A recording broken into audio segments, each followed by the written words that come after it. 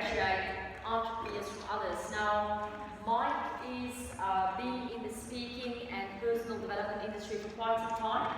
He is founder and owner of a company called Rock Your Life. Rock Your Life is a multinational company that basically is the holding companies of 5 that works over quite a few countries. We basically actively operate in over 12 countries. So Mike is not only a person who feels passionate about business, he's also a ex-rock star. At some stage he had a band, he played the guitar. Well, he tells everyone that he plays the guitar, but I've seen him play quite a lot of instruments. He plays the drums and the piano, and he also produces his own music. So when we have our own events like this, we like to actually play his music because he loves his music and he's very passionate about it. He's also a movie producer. He produced a documentary style movie called Dream Catchers a few years ago that is running on quite a few American channels at the moment, which also is about personal development and specifically the spirituality attached to it.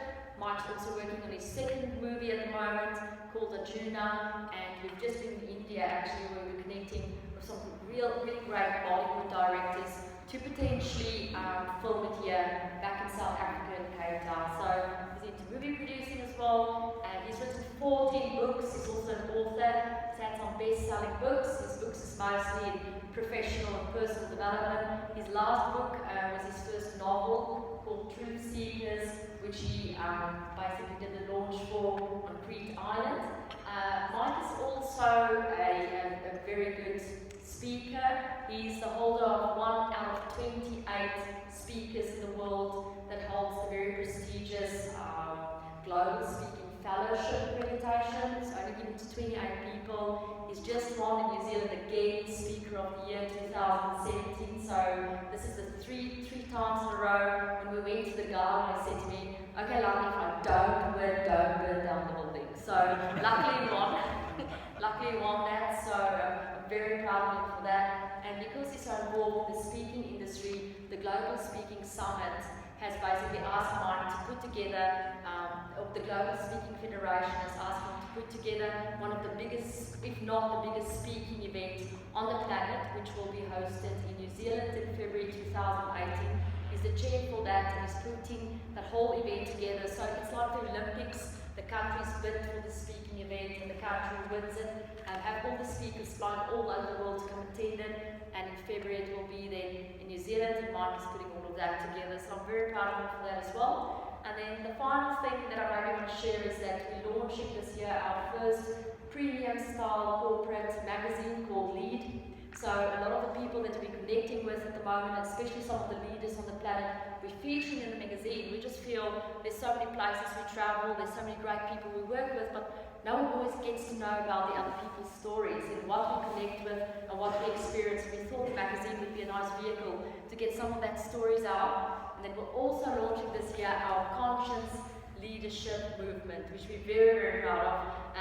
Basically what it's about is it's when making a difference is as important as making a profit. So our movement is looking for the type of leaders, and especially at the moment the founding partners of it, that is making a profit, but is also making a difference, whether it's to the carbon footprint of this planet, or the animals on the planet, or whatever they decide with their successes to give back. So without further ado, I'm very proud to introduce you to Mike Handcock. Hi, how's it going? I was born in Melbourne, although I don't say that too often because Australia isn't our favourite country, New Zealand is, and we're videoing this, so sorry to all the Australians out there. So I've lived in New Zealand most of my life. For the last 13 years I've travelled the planet as a speaker, presenter, but also as an entrepreneur. Let me get a feel for you guys. How many people here are in real estate? Hands up. Okay, just a few of you there, right? 79%. Anybody here an entrepreneur? Okay, quite a few. Anybody here in the legal profession? Yep, great, we've got a few of those. Anybody here looking for a job? Great, come and see us afterwards. We're hiring level. You're on. No worries at all. It's wonderful, and thanks Cindy and Neville for hosting this. I really do appreciate it, and you've brought together a fantastic group of people. And my role here tonight is to share what makes some people exceptionally different from others. Now, back in 2006, I got off the plane in Auckland, New Zealand. I'd just been in America, and I picked up my luggage at the luggage rack, and as I did that, my phone rang. I picked up my phone, I didn't recognise the number, it was a US number. I answered the phone, and this lady goes to me, "Hi Mike, it's Debbie here. I'm Mark Victor Hansen's secretary." I go, "Mark Victor Hansen?" She goes, "Do you know Mark?" I said, "Yeah, absolutely I know Mark. Mark is the author of Chicken Soup for the Soul. He sold 130 million books." And she said, "Well, Mark has this mega speaking event, and we'd really like you to speak at it. Are you available?" I said, "When is it?" She said, "Tomorrow." I said, "Where is it?" She said, "In Anaheim in Los Angeles." I said, "I'll ring you back in 5 minutes." I looked at my diary. I had one appointment for that the day after because I kept it pretty light. So I moved that appointment. I took my luggage, I walked back upstairs to the Air New Zealand counter. I said, "How much is a ticket back to Los Angeles on the exact same plane I just arrived from Los Angeles on?" They charged me 30,000 Rand, by the way, for a one-way ticket, which was twice as much as I paid for a two-way ticket, but that's besides the point. So I put down my 3,000 bucks. I get my ticket, I ring her back and I say, "Debbie, I'm there, I can make it," right? And she said, "Great, I'll see you then." I said, "Great." So I get on my plane. This was weird. Nearly had the same seat as well. Fly all the way back, watch my movies, try and sleep, etc., etc. Get back to America. The blooming thing's in Anaheim. I don't know if any of you have been to Anaheim. It's where Disneyland is. It's miles from the airport. So I catch a cab. That was 90 bucks. So I get there, big event. And so I go there, I meet Debbie, and she says, "Rightio, you're on in about 2 hours." I said, "Fantastic." She said, "But I have to tell you, we're running incredibly behind time." So, "Well, what does that mean?" She said, "Well, I don't know, you've got to speak to Mark." I said, "Well, let me speak to Mark." She said, "Mark's doing his meditation at the moment." I said, "Great, well, when he comes out of his meditation while his event's falling apart, can you tell him I'm ready and I'm here?" So anyway, Mark comes out of his meditation and he literally does this. I've not seen this before. You've probably seen it on TV. He goes, "Hi Mike, how are you?" I said, "Good." He says, "Walk with me." He actually did that. It's like the Groucho Marx walk, right? And so anyway, I walk with him. He says, "Mike, we're well behind time." Now, thanks so much for coming, and I have to tell you, we're so behind time, I have to cut your session short. You've got 5 minutes on stage. I go, "Right, okay." And he goes, "And not a moment longer than 5 minutes." I go, "Okay." So anyway, we walk into the auditorium, there's about 600 people there, and I sit down the front, and I'm thinking to myself, 5 minutes, okay, what can you do in 5 minutes? So, Lundy talked about positioning.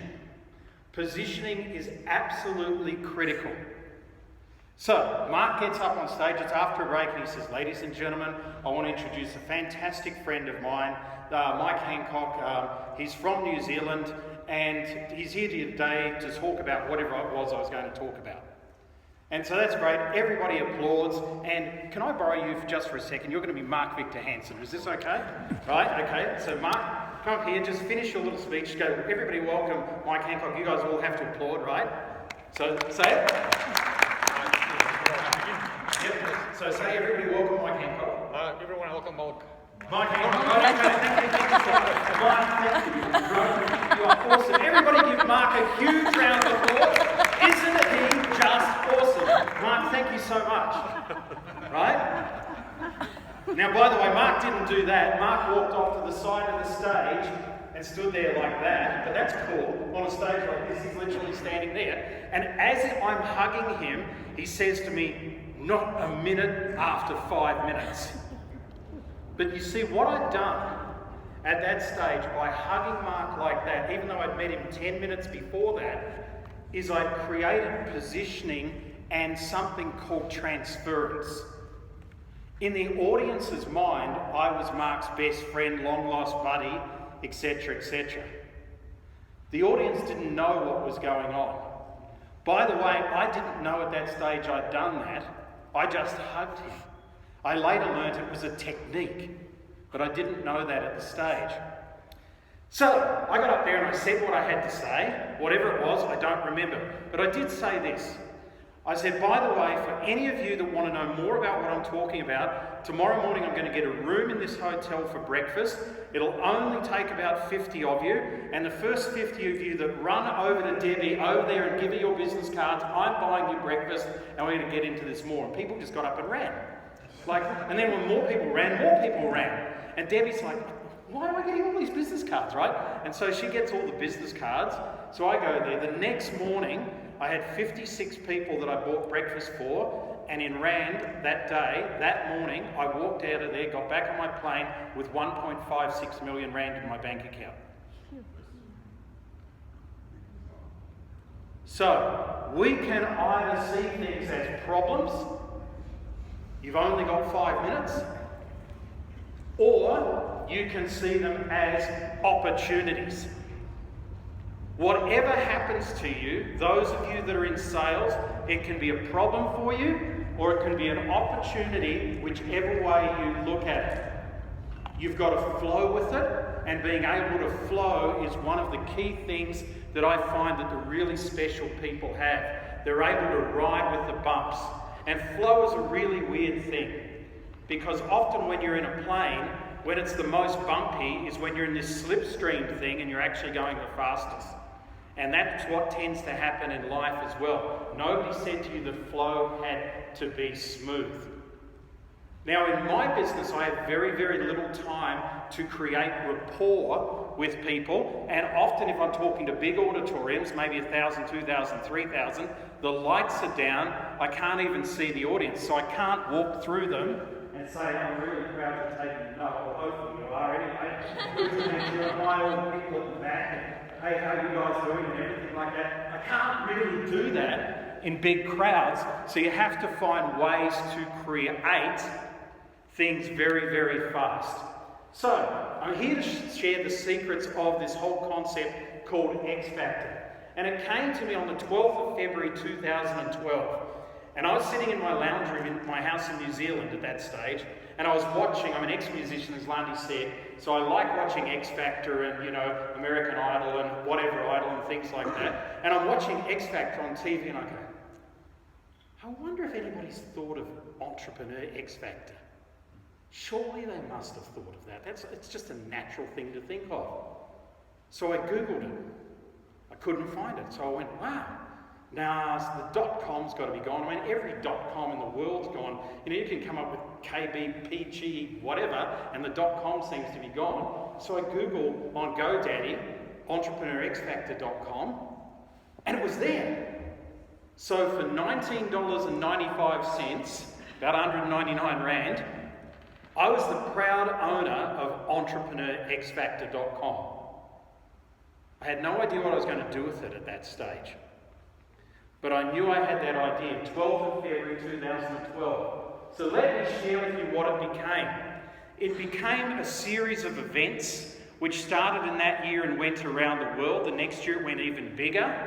Then it became a book, which is now an international bestseller and won an award as one of the business books of the year in 2014. It became a way that I connected with people from all over the planet, and still to this very day, we run as one of our sub-brands, Entrepreneur X Factor, which culminates in people coming to Bali in December 3 to 8 this year for the final. But in doing that, in 16 weeks, by the 9th of June 2012, we'd been in 15 countries running events called Entrepreneur X Factor. 986 people just like you had been at those events. EntrepreneurXFactor.com website had over 10,000 views on it. Over 1 million people had looked at the PR, and we had in our bank account 516,000 USD, which is probably, I don't know, what's that, about 7 million Rand, that we didn't even have or know how to get on the 12th of February. And the reason I'm sharing this with you is not to tell you that it was a cool idea, because one other fantastic thing came out of it. When we came to South Africa and when we came to Joburg, the winner of Entrepreneur X Factor is sitting right here. And that's how we met. How cool is that? So she won X Factor and I won her, so it was great, right? That took a year or so afterwards, but that's a time for another story there. But the reason I mention this is because all of you have great ideas, but most of you shelve them back. Now, I heard Lundy ask who here's got video testimonials, and no one put up their hand bar me. So, let me tell you about Steve and Lisa. Steve and Lisa are in the top 5 Harcourts agents. They're our clients, part of our inner circle, our circle of excellence in Auckland, New Zealand. And when they came on board, I said to them, do you guys have video testimonials? They said no. So we worked out a plan, and so when they went and did a presentation to get a listing, the first thing they did, they said, look, you're going to have 1,000 questions. I want to show you what our last 10 clients have said. And they push go on their presentation, on their video, and they have 10 video testimonials answering the 10 biggest questions that clients had. They got every single listing. They almost never missed a listing unless the person decided to list with a best friend or relative. It just changed everything automatically. Yet it was just an idea. Then I said, you should be using novelty. Lundy said novelty. They said, what do you mean novelty? So I shared with them some ways they could use novelty.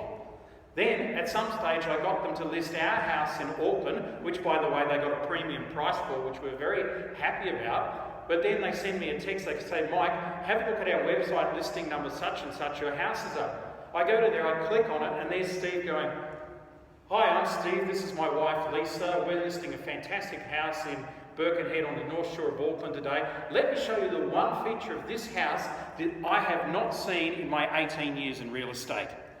And they go straight to my laundry chute, of all things, where I put my clothes in the bedroom in the laundry chute, and it drops basically right next to the washing machine in the laundry. I thought it was cool when I put it in because I designed the house, but I never expected it to be the single biggest selling feature, because they said every other home's got views, every other home has got this, every other home's got that, but you've got that, and that's novelty. And so they were able to move my house at a premium price in a very, very short space of time. So, Entrepreneur X Factor led us to working with, over the last, actually 12 years in total, because we've tracked it that far, not since this competition, 250,000 entrepreneurs in 46 different countries. So we know a thing or two about entrepreneurship, and we know a thing or two about selling. So, there's the question up there. Do you know the number 2 reason entrepreneurs fail? Would anybody like to guess why entrepreneurs fail? Let's get some feedback going from you guys. Scared. What was that? Scared to try. Scared. Very good. Yep. What else? Cash flow. Yep. Persistency. Great. Consistency. Good. I'm going to run up to the back right here, see if I can get down the stage. What do you guys think?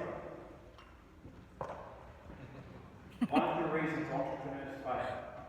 Don't worry, I do stand here until somebody says something. Belief, great, that's awesome, belief. Well, in fact, it's because their idea sucks. I have come across so many entrepreneurs and people in business that spend all their time and money on poor quality ideas. And it's so easy to find out if your idea is any good or not. Tell a few people if they get excited, it's probably good. Not your friends. They'll get excited and say, it's not going to work, it's not going to work. But we had a guy in an event we had in Australia, I think it was, who stood up with 80 people in this event, weekend event, and said, look, I'd like to share my idea, but I have to ask everybody in the room, will you keep this confidential? It's like, yeah, we've not heard all the ideas in the world before. Everybody goes, yes, we'll keep it confidential. I'm thinking, well, probably not, but yeah, okay, go on. So he says, I've got this idea, and he starts to explain this idea. And as he explains it, I'm thinking, am I hearing this right? But I'm sort of thinking, okay, well, what's he saying? Then this other guy puts his hand up and goes, yes. And he says, can I say something to him? I go, sure. He goes, your idea's already been invented. It's been around for 7 years. It's called Twitter. Forget it. This guy had come up with an idea for short messaging of under 140 characters. And this was his big secret in the room. And he said he'd already invested 10,000 of his money starting to develop this concept. And the room was going, are you serious? Is this a joke? Go, what are you talking? No, it's different than Twitter. It's not like Twitter at all. And everybody's going, yes, it is. It's exactly the same. No, but it does this and this and this. But people aren't going to judge it like that. People are going to go, it's a short messaging service. We've got Twitter. Why do we need yours? But there's also the number one reason that entrepreneurs fail. So we've got persistency, we've got cash flow, we've got some other things. Any other ideas?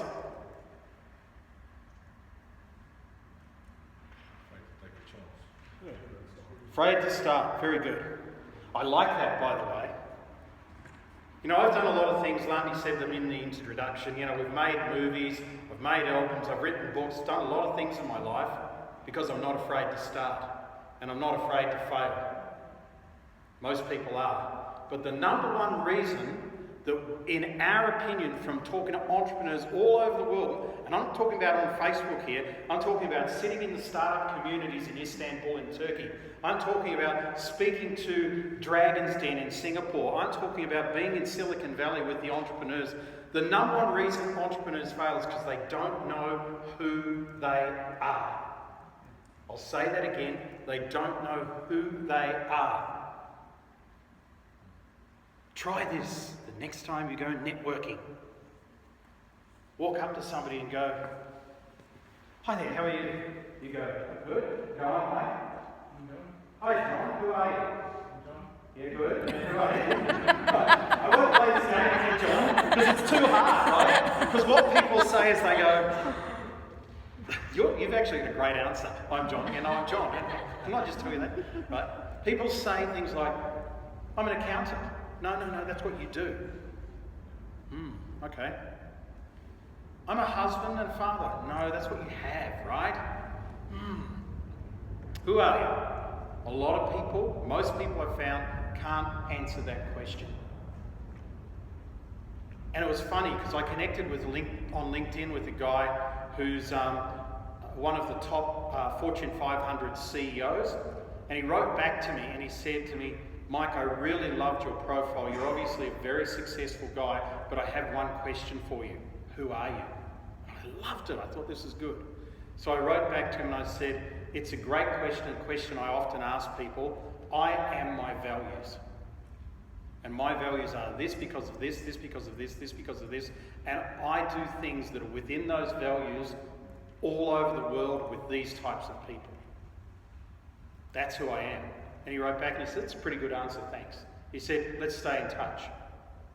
So, most people don't know who they are. And because they don't know who they are, then what they do is they end up doing the wrong things right, instead of doing the right things right. If you want to know how to sell more, there's very, very simple keys. Be authentic. Allow people to opt out. I've found that's the best sales tool I've ever used in my life. I say to people, by the time we're finished having a chat here, there's going to be one of three things that you can do.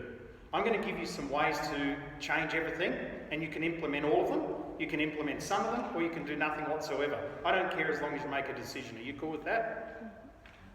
Right? I find simple things like that, and I tell people I don't do maybes. And it's so funny because now my clients come back and they go, oh no, I've got to make a decision because you don't do maybes. So people move to your values if they don't have a sense of themselves, and that can be very useful in selling. Let's move on. The 4 cornerstones that we've found in X Factor as we've built this brand as part of one of our other brands, which is called Epic Events around the world. The number one key for anybody who has X Factor is clarity. They know exactly who they are and what they do. This is Ann Tam. Ann Tam is probably going to be our first billionaire client that we've taken from here, and she's going to be a billionaire. I don't think there's any doubt about that. She started a school in KL in Malaysia with 12 kids in her lounge room. That's a series of schools called Sri Amas and Dwi Amas now. has led her to not only have thousands of students, it's the first entrepreneurial school in Asia. It's recommended by Cambridge as one of the top 50 schools in the world. They invented a game called Handcock, which can take you and I on an app playing the game, and we can sit a chemistry exam inside of 3 months and pass it. That game in 2017 was up against Pokemon for Game of the Year. It's an amazing, amazing game. And it's been in development. It started at one of our events about 5 years ago in the room, and it grew and grew and grew from there. Now, Anne has one simple philosophy, and that's the philosophy behind everything she does. And whenever she's asked to do a talk, she was recently doing a TED talk. She was also voted Woman of the Year in Malaysia in 2016. She was voted Ernst & Young Innovative Entrepreneur of the Year. So, I mean, she has a lot going for her. She has Google sniffing around her, she has Microsoft sniffing around her, she has Sony sniffing around her, and she has representatives of the White House that came and visited her for what she's doing in education. And she has one simple philosophy. We teach children right. That's it. And she says that most schools don't teach children right. Nothing else is important. It all sits underneath that one single philosophy. So when her and her daughter, who runs Handcock, came and spent 4 or 5 days with Lundy and I in Tuscany in Italy last September, this was the fundamental philosophy that we started to build out how she's going to license and build these schools around the world, including in South Africa. So if you've got any progressive people in education, let me know. I definitely want to put them in touch with Anne, because we're going to bring this school to South Africa as well. The kids in the class go into business with the teachers, and they create businesses. They have a 7-year-old that has a tea brand that is actually getting her on television at the moment. And when, Neville, you're laughing, we have a 14-year-old client. Eric Lasardi is from Dublin, Ireland. He wasn't 14 when he became a client, he was 9. He's the world's youngest entrepreneur, best-selling author and professional speaker. And I read his book when he gave it to me when he was 9. As I left Dublin on the plane, I thought, oh, it's a short book, very small. I thought, oh, I wonder if it's going to be any good.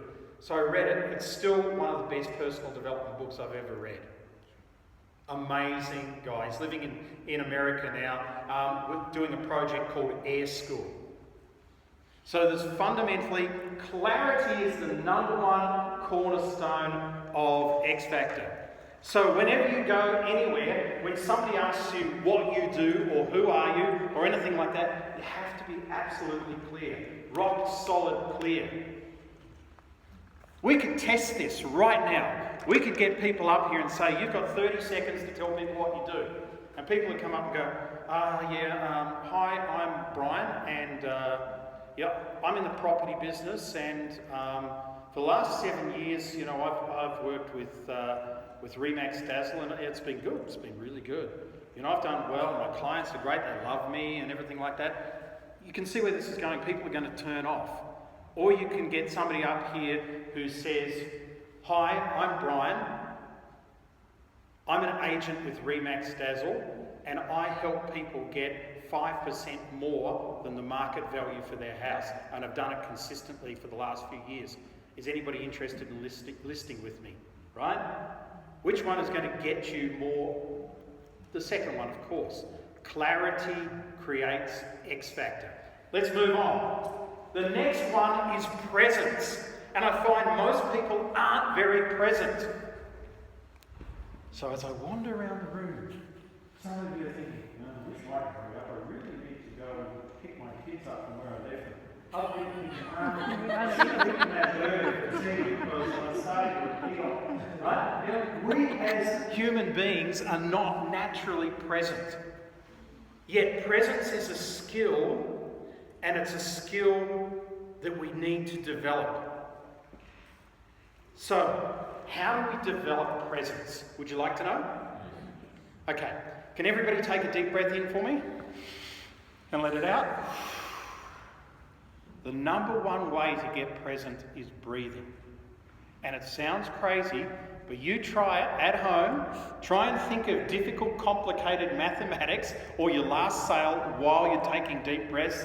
It's almost a physical impossibility to do it unless you've got a very highly trained mind. Just like, and I want you to listen to what Lundy said, just like when people are talking to you about the numbers on real estate, just hold up your hand for a minute and go, look, happy to cover the numbers. I just want to tell you a quick story about Bill and Sue, the clients I had last week, because they had a similar question. Once you tell that story, their insect brain collapses. They cannot comprehend what they're asking because they're engaged in that story. And if you want to be really sneaky, here's a ninja tactic, right? I don't want to tell you about Bill and Sue, but because it's a good story, I have to start it like this. Once upon a time, in a land far, far away. As soon as you say that, we drop back to our childhood. And then we were looking for that story, right? It's a ninja sales technique I learned from a guy who regularly sells over $300 million a year in the US. I don't use it personally except when Lundy wants to go to sleep and she can't sleep. Then I tell her a bedtime story and I start with once upon a time, and in the morning she wakes up and goes, "What happened to the dinosaur?" It's true, isn't it? This is Maya Shahani.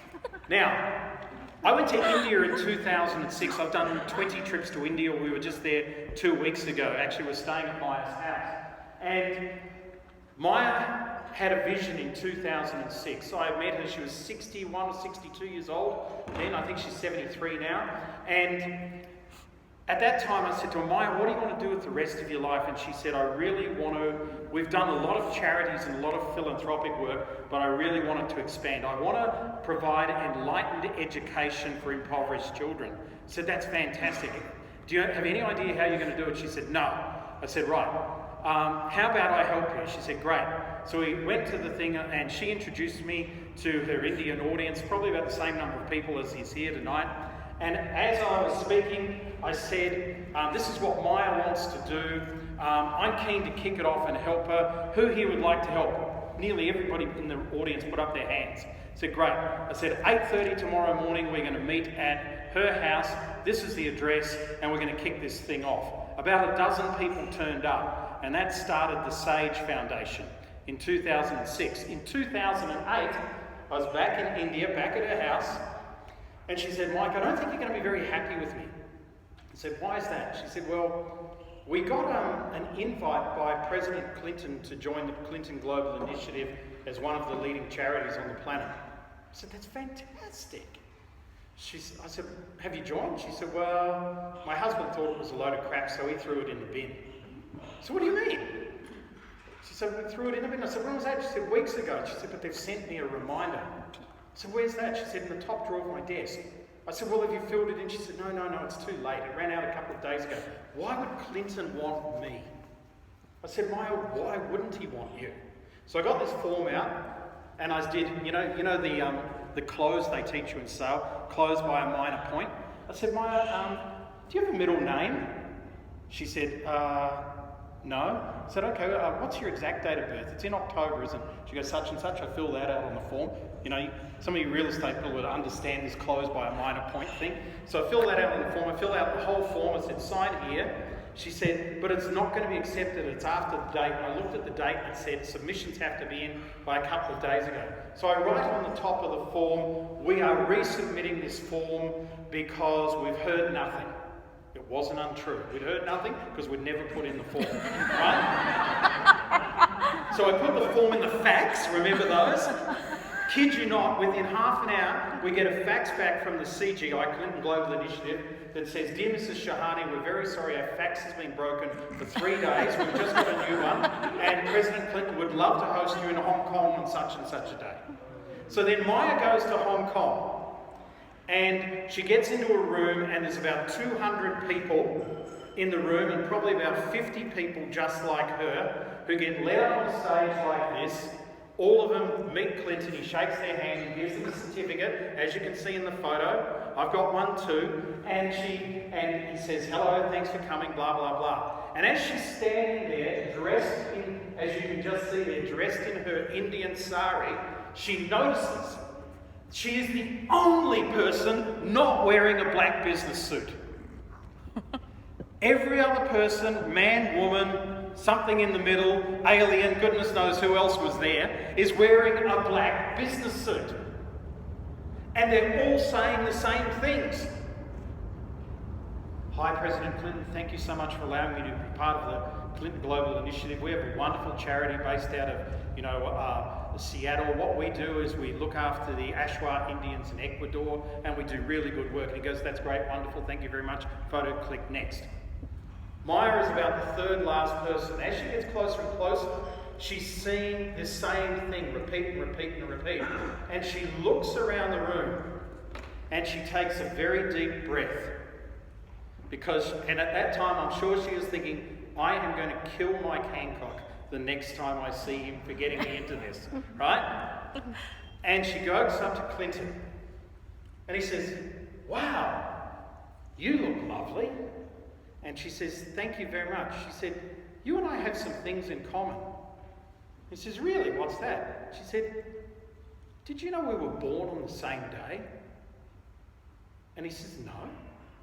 She said, yeah, the same year. He says, really? He says, yeah.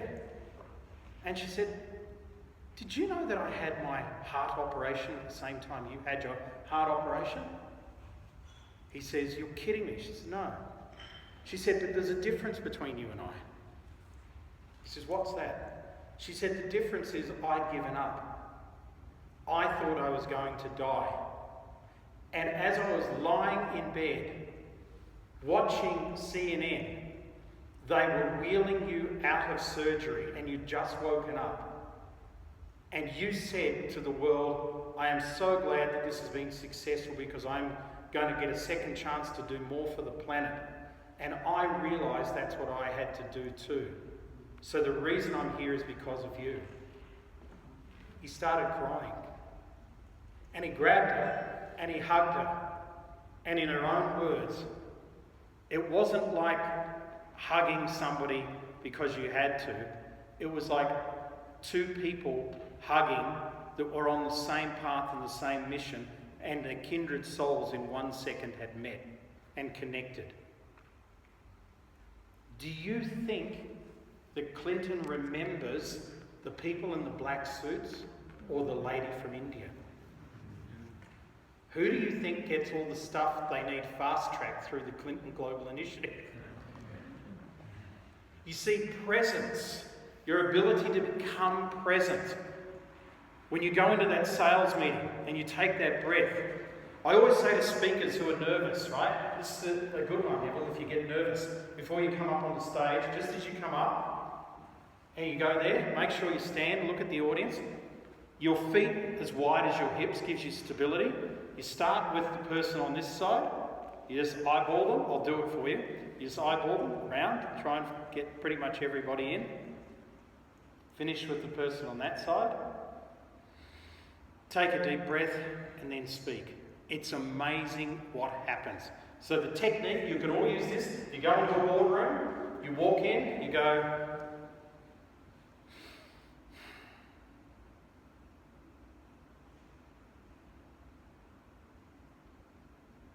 hi everyone, and everybody goes hi, right? It's an amazing technique to get present. Whereas what poor salespeople do is that they walk into meetings and go, hi, I'm Bob, look, let's just do this. Oh, thanks for meeting with me today. Never say thank you, right? Sales is alpha and beta. You don't thank them. They should be thanking you for being there. Use different words. Go and say, it's great we had the time to meet together today. That puts you on equal footing. There's different techniques we can use with you if we talk more about this. Let's move on to number 3. There's 4 of these. Quality questions. The quality of your life comes down to the quality of your questions. If you ask poor questions, what sort of answers are you likely to get? Poor answers, right? So what sort of information are you going to have? Poor information. So what sort of decisions are you likely to make? Poor decisions. But if you ask great questions, you'll get great answers and make great decisions. Make sense? Okay, so in 1490, Da Vinci drew this picture called the Vitruvian Man. And what this is about is it's about you, the center of your universe. So every single one of you is the center of your universe.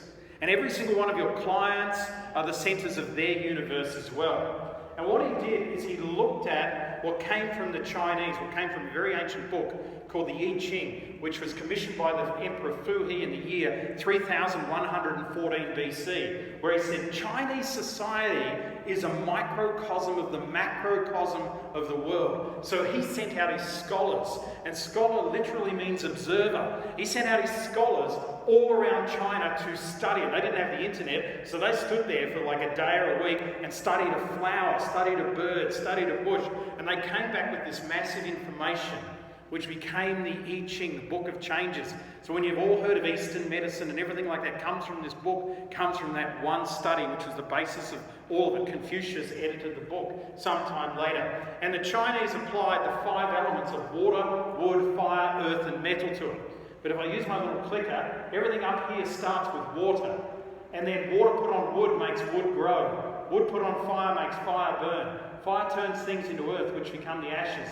The ashes under pressure become metal, and metal under heat becomes its liquid form. This is called the constructive cycle.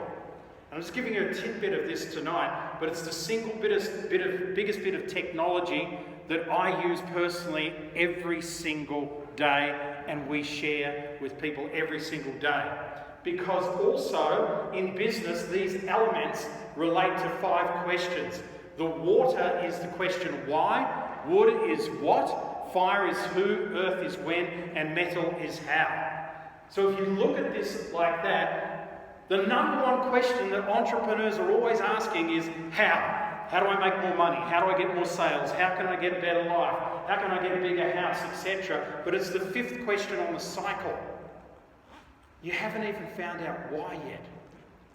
Try this if you're in sales.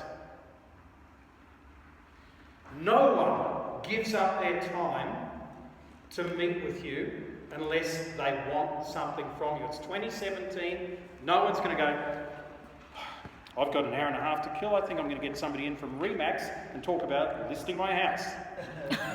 Right? Actually, I might get 4 agents in from different companies and compare them, because I'd like to kill 6 hours, become more confused than ever, and probably then need to take some sort of Ritalin to calm down. Right? Nobody thinks like that. So therefore, when you meet with somebody, you walk in, shake their hand, so it's great that we can spend the time together today. I'm really interested, out of everything that you could be doing right now, why did you decide to spend this precious time with me? Anybody who's in retail, I taught this to the Retailers Association of New Zealand.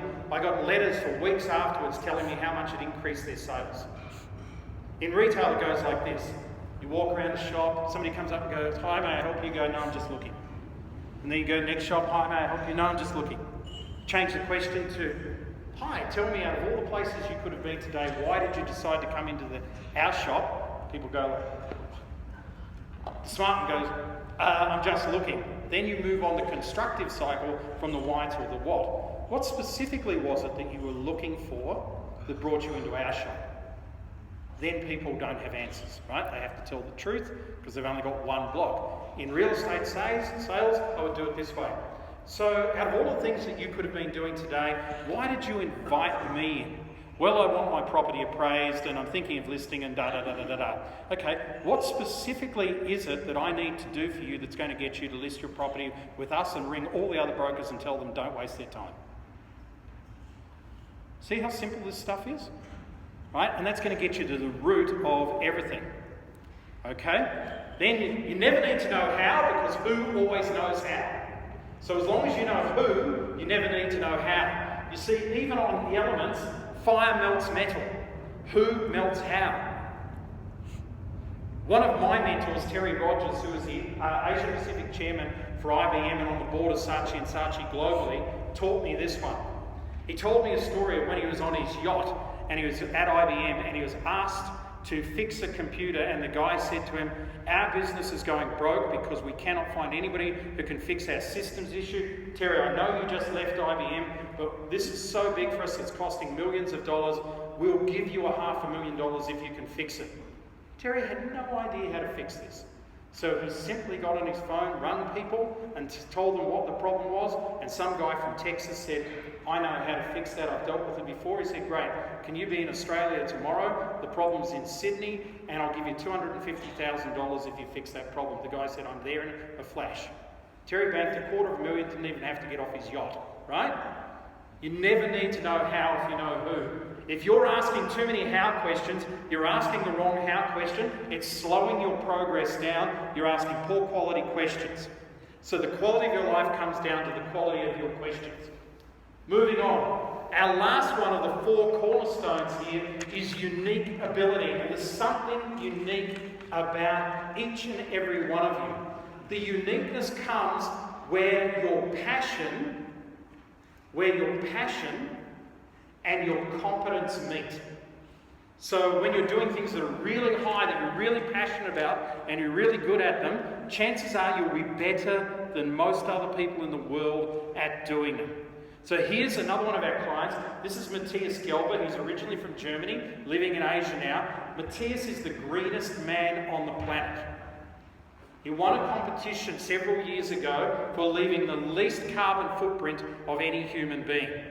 These days, he uses his passion for the environment and his competence in presenting and writing to be one of the leading speakers on the planet in the environment, to work with governments, the Philippines government, the government of Malaysia, government of Germany, actually helping them with their global footprint and greening. And he has this little panda bear that he carries with him, which is a panda stamp that all of those companies that go through this criteria actually get. So he's got a simple statement: is your company panda friendly or not? Matthias has done amazing things. Even his book that we published, we have a publishing company, Rocky Life Publishing. Even when we published his book, it's done on recycled paper. Everything there, even the ink's recycled. Everything comes from something that's going to be sustainable and not going to hurt the natural world.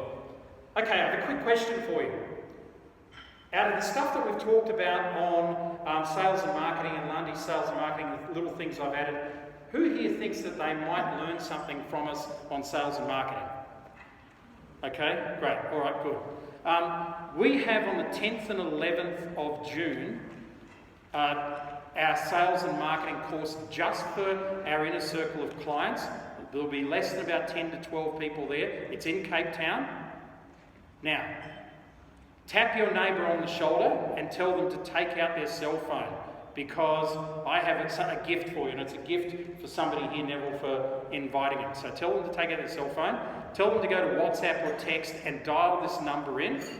All you have to do is put your name as the text, and what we're going to do is you're going to send that to Lundy. I'm going to give you her number, and then Lundy, once we finish tonight, I'm just going to get you to swipe down the numbers and pick one, totally at random, and you can come for free. You'll have to pay your... this is, by the way, we charge... retail price on this, I think, is about 27,000 Rand or something like that. So you can come absolutely for free with a very small group and just join our inner circle of clients for the weekend. So here's the number. You have to text Lundy. She'll pick one at random. She'll tell me who it is. So 10th and 11th of June. We're not moving the date. Sorry, guys. But I just want to do this as something that'll be fun and a little competition. See who's prepared to take some action as well. 083 678 6450. Have I got it right? 083 678 6450. Just type your name in there and just send that off to Lundy on WhatsApp or text, whichever one you're using. They're coming through, I can see them. So that's good. We'll pick one of those at the end. As you can see, I just decided to do that then because I thought it might be fun. Right. I want to share the final part of people having X Factor with you, and I want to tell you another story. Is it okay if I share one more story? Yep, you guys at the back okay with one more story? Okay, one nod there. What about anybody else at the back? We good? Any more nods? No? Sleep? Nodding? Good. Got one. Okay, excellent. So, the year was 2005, and I'd found myself, it was just after Christmas, and I'd found myself in Cambodia. I'd booked this trip, and I met with the guide, and there was about 7 or 8 of us on this tour, and he said to us, okay, well, we've got some flexibility on the tour, what do you want to do? And I said, I want to go to the villages, the really remote villages. At that stage, for those of you that don't know, Cambodia was in civil war from 1975 to 1999. So it was only 6 years after the civil war. Pol Pot had killed nearly 2/3 of the population, and there are still over 5 million landmines buried in Cambodia. So you don't play soccer there in the fields too much. Anyway, so we go out to these villages. And I said to everybody in the group, let's go to the market and let's buy a whole heap of stuff that we can take to the villages. Because they don't have anything. Everybody goes, okay, that's cool. We'll follow Mike. So we go to this market and we bought bags of rice and everything. And we even bought lollies. I'm saying to Mr. V, our guide, I'm saying, should we be buying lollies? He goes, yeah, absolutely. I said, well, what if the kids get dental problems? He goes, it's better for them to have a dental problem than to never have experienced a lolly, because if they experience a lolly, then they're probably going to want more, and they may get off their butts and go and find out what life's about. We said, okay, fair enough. So we bought lollies, we bought lots of things, school books, you name it, we bought. So we had this whole busload of stuff. And we drove out to this village and we're delivering stuff. And we got to this one village and everybody's delivering stuff, and we've got hacky sacks that we're playing with. And I'm shelling out books and pencils and rubbers and all sorts of things to kids. And then it dawned on me. At one stage, there was going to be more children than I had things to give them. So then the great white hero, in his jacket, no, I wasn't wearing a jacket, in his t-shirt and shorts and flip-flops, the great white hero was going to go, oh crap. Right? Because he wasn't going to be a great white hero anymore. He was actually going to disillusion a lot of kids who were really, really, really excited. And I realised that the other people in my group were also going to realise this at some stage.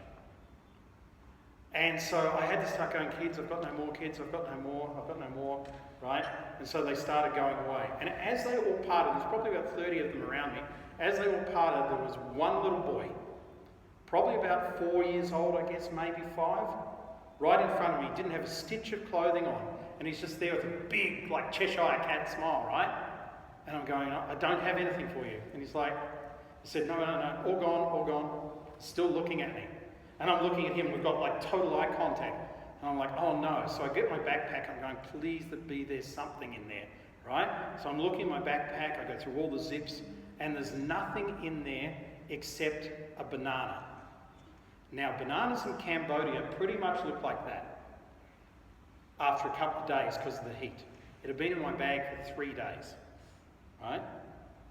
And I look at that and I'm going, I can't give him this banana. I just can't do it. And then I'm thinking, but I have to, because he's still there. He's like, he's not going away. Didn't matter, the remote didn't work, I couldn't turn him off, right? So I found myself reaching into my backpack, getting down on my knee, and giving him this banana that I wouldn't have eaten. And I know you understand this in Africa.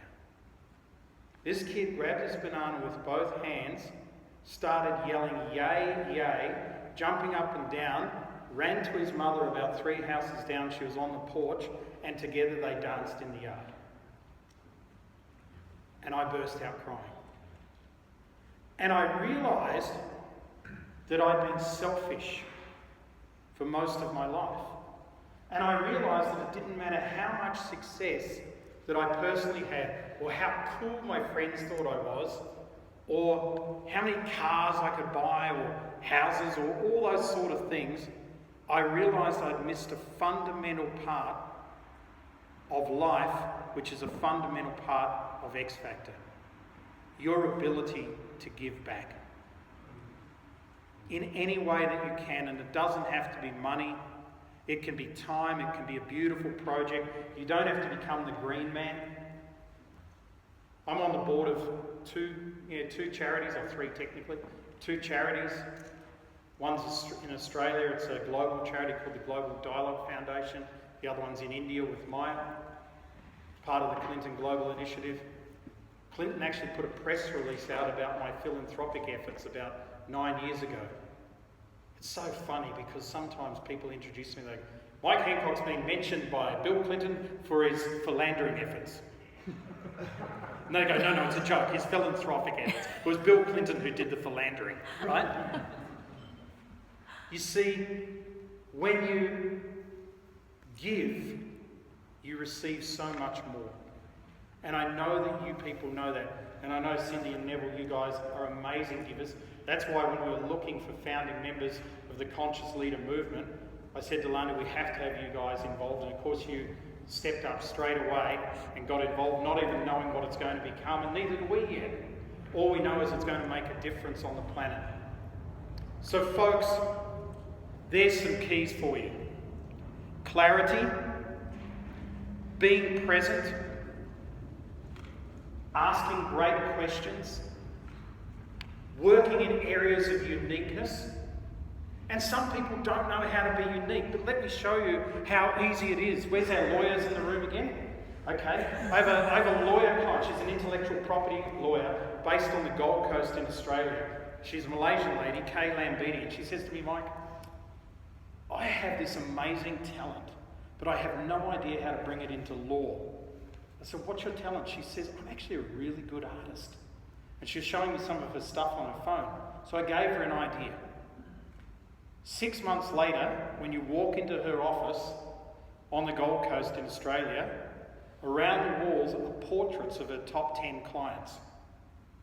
Now let me tell you what happened. And you guys will believe this because it happened, right? Because truth is much weirder than fiction. A client walks into her office and goes, hi Kay, who are all these people? She goes, oh, I painted them. He goes, wow, you're good. Who are they? He goes, oh, they're my top 10 clients. He goes, why am I not up there? She said, well, you're not in my top 10. He said, well, how much extra do I have to spend to get on your wall? So she said, I'll ask my accounts lady. She goes, how much are you spending? Blah, blah, blah. Comes back. She goes, about $50,000 a year. He said, oh, let's find a way to do that. I want to be on that wall. He spent $50,000 extra with his lawyer doing some things that he didn't really want so he could have his painting on her wall.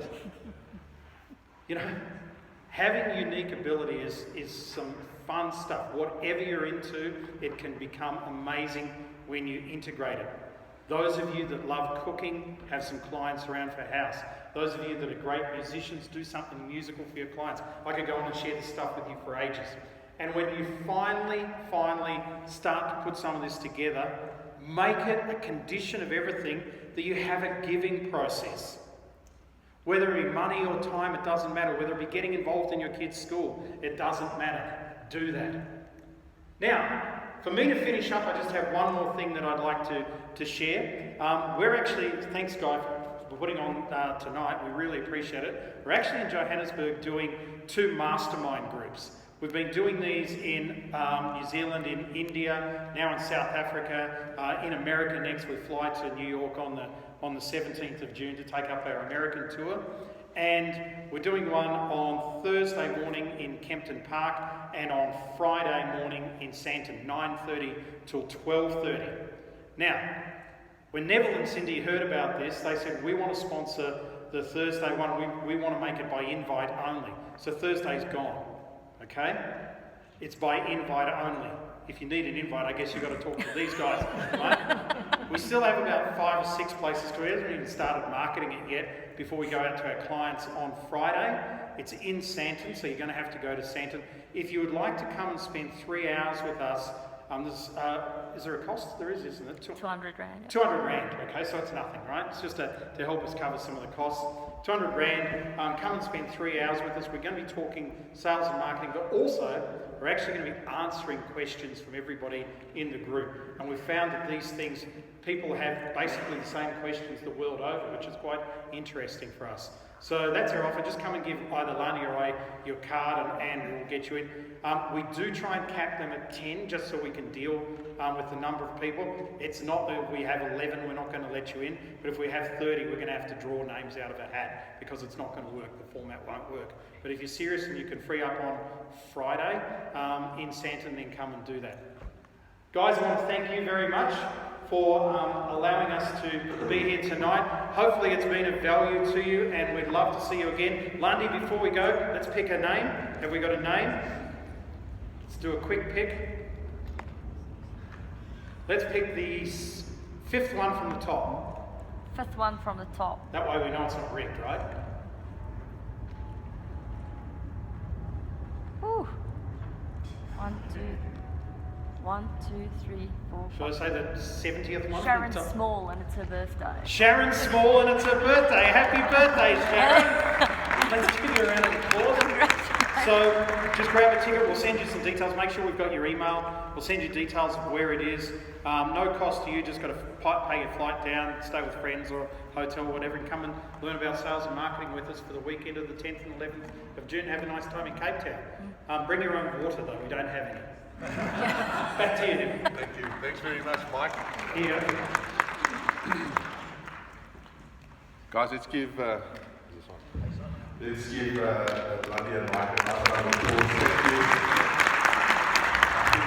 One of the most important things that they mentioned in their talk, or that came back to me, was the value system. And I think that's important to us in accepting also to be part of the program, that we share the same value system. And many of you guys, a lot of you guys that have been with us, also share that value system, and we're extremely honoured to have you guys in our business. We're going to be choosing the 10 photographs that are on the wall for you guys for Thursday, so we'll let you know who those people are. But really, it's been such an honour having you guys here, and we really look forward to Thursday with you. I also want to take this opportunity to thank Chris once again. Without them and without their contributions and making things happen, we're not able to put these things together. But there's lots of value, and just in closing, I was saying to Carl,